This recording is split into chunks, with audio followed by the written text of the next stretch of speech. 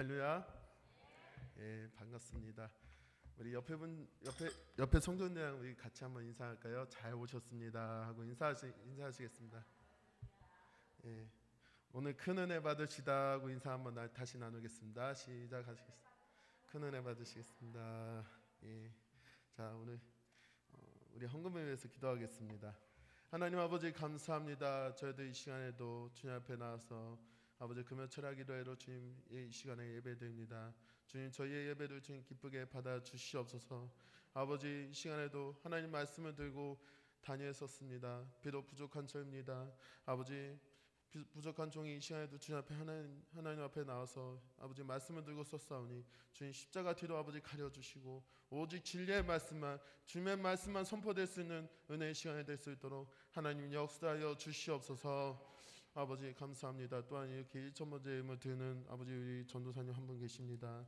아버지 이 예물 주님 기억하여 주시고 주님께서 이 1,000번째를 통하여 정말 지혜가 풍성하게 넘칠 수 있는 아버지 그런 예물이 될 수 있도록 하나님 역사하여 주시옵소서. 감사합니다. 예수님 이름으로 기도합나이다. 아멘. 자 할렐루야. 예, 이 시간에 다시 한번 금요 기도에 나오신 저와 우리 아가페 성도 여러분에게 하나님의 큰 축복이 함께하기를 바라겠습니다. 예, 오늘 말씀의 제목은 때가 악하니 그리스도를 경외하라 라는 제목으로 여러분들하고 은혜가 나누려고 합니다.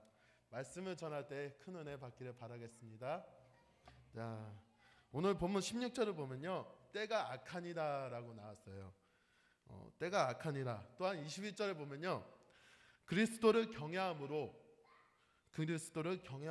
라는 구절이 나왔죠.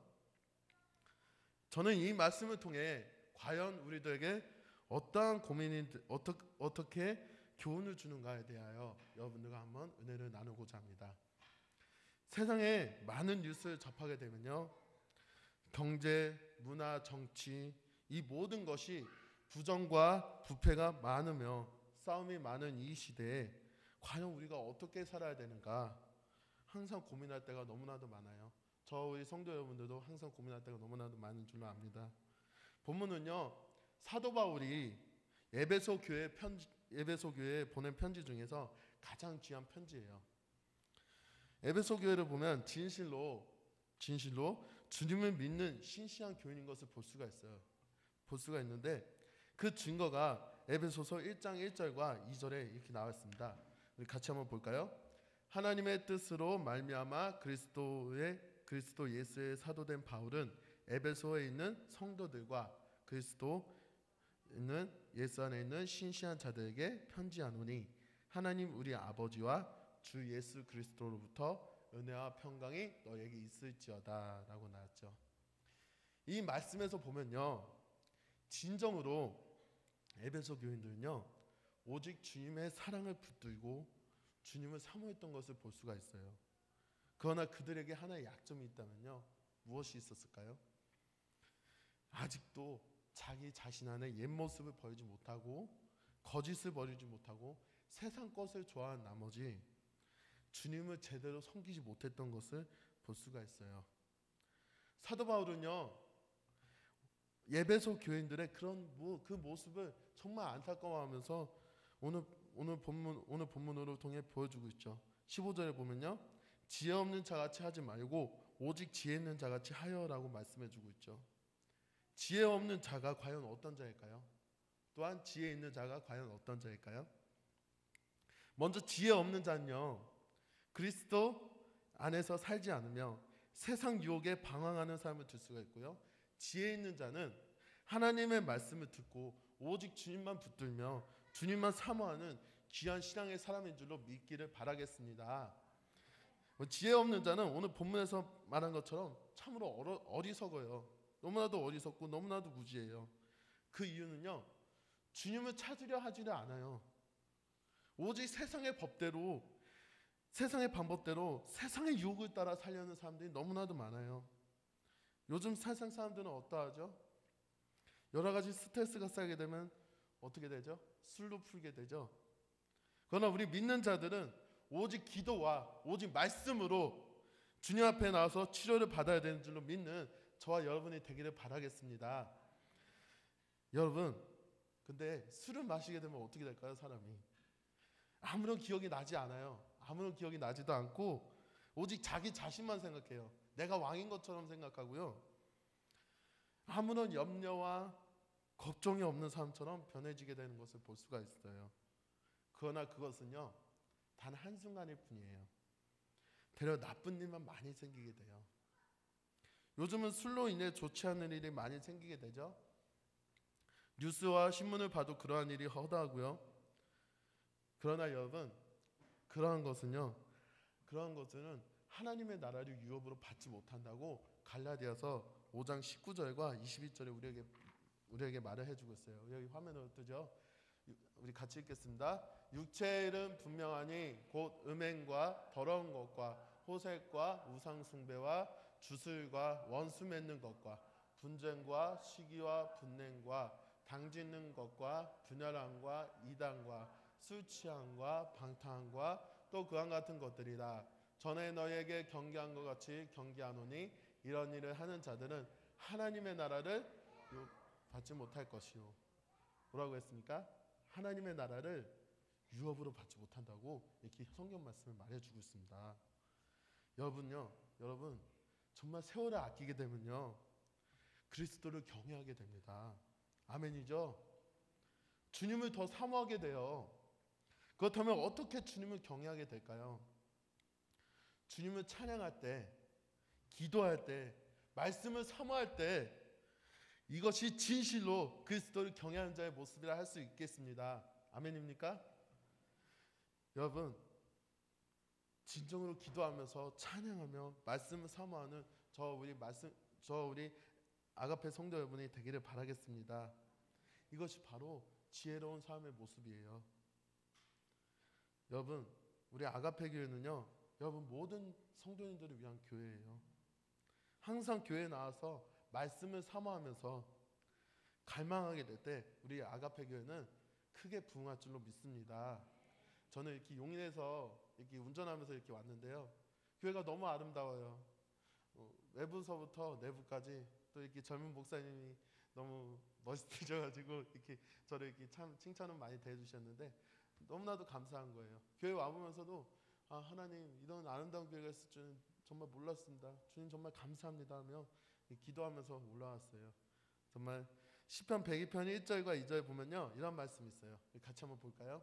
시편 102편 1절과 2절입니다. 내가 인자와 정의를 노래하겠나이다. 여호와여, 내가 주께 찬양하리이다. 내가 완전한 길을 주목하오리니 주께서 어느 때나 내게 임하시겠나이까. 내가 완전한 마음으로 내 집안에서 행하리이다. 아멘. 또한 시편 23편 6절에 또 이 말씀이 있습니다. 우리 같이 한번 볼까요? 내 평생의 선하심과 인자하심이 반드시 나를 따르리니 내가 여호와의 집에 영원히 살리로다. 아멘. 여러분, 이렇게 항상 주의 집에 찬양하며 주님만 바라볼 수 있는 저와 여러분이 되기를 바라겠습니다. 많은 사람들은요, 항상 주님을 안다고 말은 잘해요. 그러나 하나님을 바라보지 못하는 시대, 이 시간에 우리가 살고 있어요. 현재에도 지금 마찬가지고요. 여러분, 오늘 본문의 말씀처럼요, 정말 때가 악한 시대예요. 우리 성도님들보다 더 악한 시대예요. 교회 생활에서도 보면요, 세상의 문화를 받아들여서 하나님을 뒷전으로 하고 하나님과 세상을 맞바꾸어서 생활하는 경우가 많아요. 이렇게 정말 안타까운 시대에 우리는 살고 있습니다. 그런데 그 시대에 우리는 날마다 깨어서 기도해야 됩니다. 아멘입니까? 예, 악한 마귀는 끊임없이 이처럼 우리를 우는 사자처럼 두루다니면서 삼킬 자를 찾고 있어요. 그 이유가 때가 악하기 때문이에요. 베드로전서 5장 8절 우리 같이 읽겠습니다.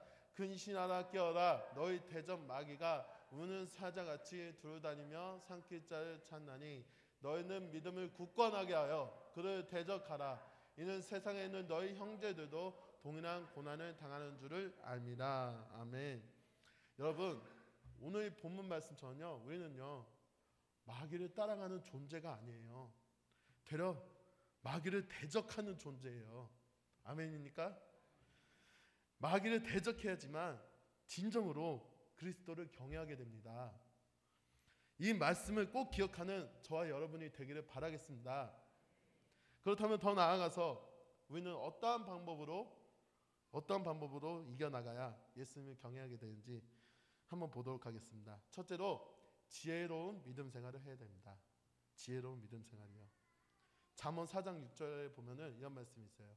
지혜를 버리지 말라. 그가 너를 보호하리라. 그를 사랑하라. 그가 너를 지키리라. 라고 되어 있죠.